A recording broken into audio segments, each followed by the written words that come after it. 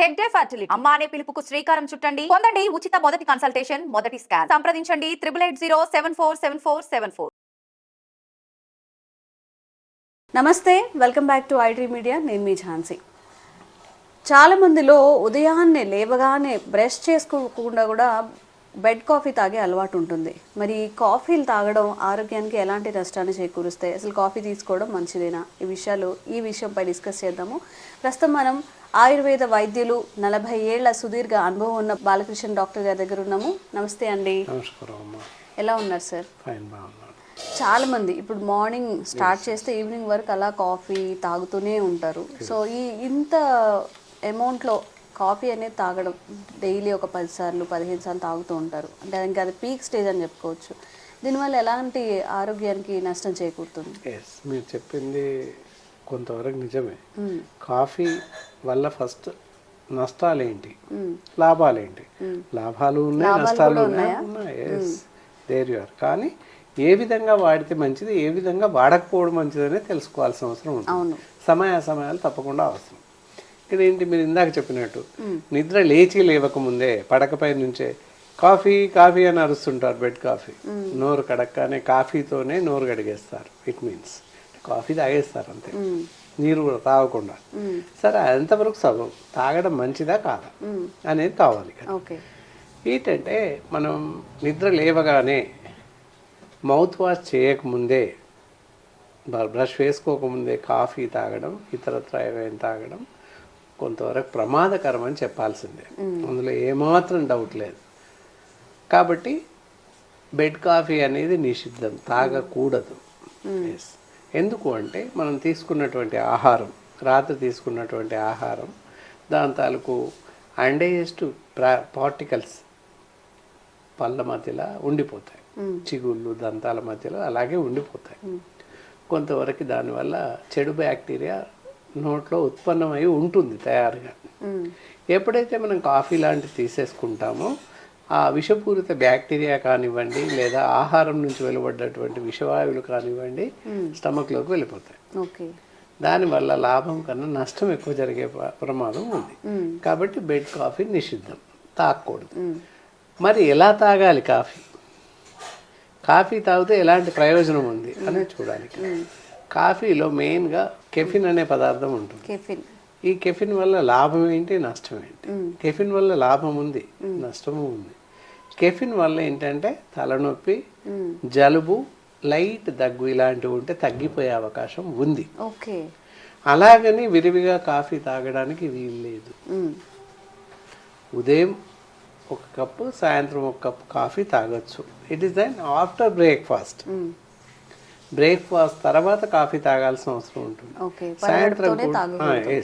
సాయంత్రం కూడా ఏదైనా బ్రేక్ఫాస్ట్, స్నాక్స్ అలాంటివి తీసుకోవచ్చు. 4-5 o'clockకి కాఫీ తాగేసేయచ్చు. ఈవెన్ బ్రేక్ఫాస్ట్ లేకపోయినా సాయంత్రం తాగొచ్చు. మరీ అవసరమైతే 3వ కాఫీ తాగాలి, తప్పనిసరి కాదు. ఇట్ ఈస్ దెన్ ఫర్ పర్సన్కి per day 2 coffee is enough. 2 కాఫీలకు మించి తాగకూడదు. ఇది బాగా గుర్తుపెట్టుకోవాల్సిన అవసరం. కాఫీ ఎక్కువ తాగడం వల్ల నష్టం ఏంటి చూద్దాం. అది లాభం అయిపోయింది, ఇప్పుడు నష్టం చూద్దాం. అల్సర్స్, ఎసిడిటీస్, కడుపులో మంట, ఇండైజేషన్స్ మొదలయ్యే అవకాశం ఉంది. అలాగే ఆకలి దెబ్బతింటుంది, మరీ ముఖ్యంగా ఆకలి చచ్చిపడిపోతుంది. అందువల్ల మరీ ఎక్కువ కాఫీలు తాగడం వల్ల తలనొప్పి అలాంటి తగ్గకపోగా మరీ పెరిగిపోయే అవకాశం కూడా ఉంది.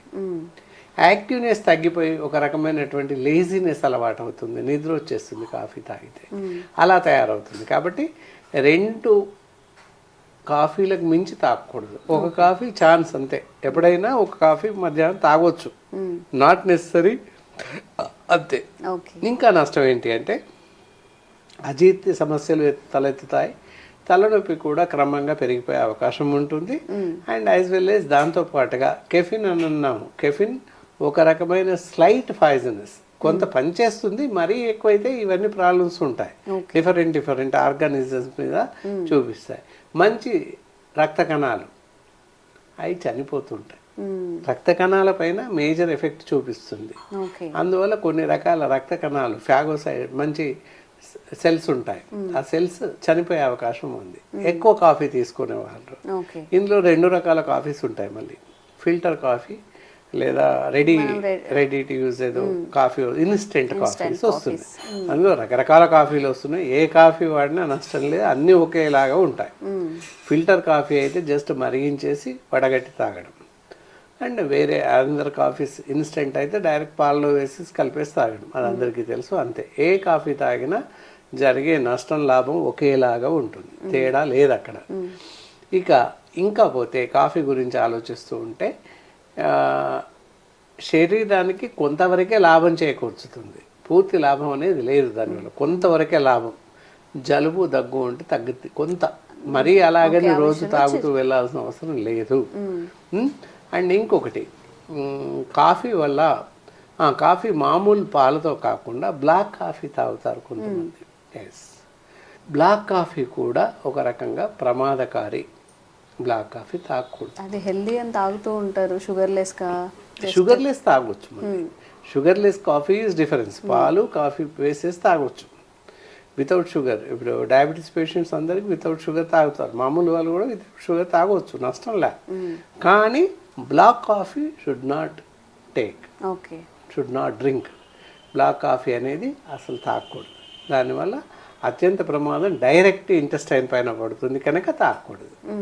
ఇలా ఈ పద్ధతులు పాటిస్తూ సమయానుకూలంగా అవసరం తీరుగా కాఫీ తాగినట్లయితే దానివల్ల జరిగేటటువంటి లాభాలు మనకు చేకూరుతాయి. అదర్వైజ్ దానివల్ల నష్టం వస్తుంది. కాబట్టి అవన్నీ దృష్టిలో పెట్టుకుని కాఫీని వాడడం పాటించాల్సిన పరిస్థితి ఉంది. కరెక్ట్. డాక్టర్ గారి ప్రకారం అయితే రోజు ఒక్క కాఫీ తాగాలంటే, మరి కాఫీ ప్రియులకి ఇది బ్యాడ్ న్యూస్ అనే చెప్పాలి. మరి మీరు 15-20 కాఫీస్ తాగే వాళ్ళు కాస్త మీ ఆరోగ్యం మీద కూడా దృష్టి ఉంచుకొని కాస్త ఇంటేక్ తగ్గించుకుంటూ ఉంటే మంచిది. థ్యాంక్ యూ అండి. నమస్కారం.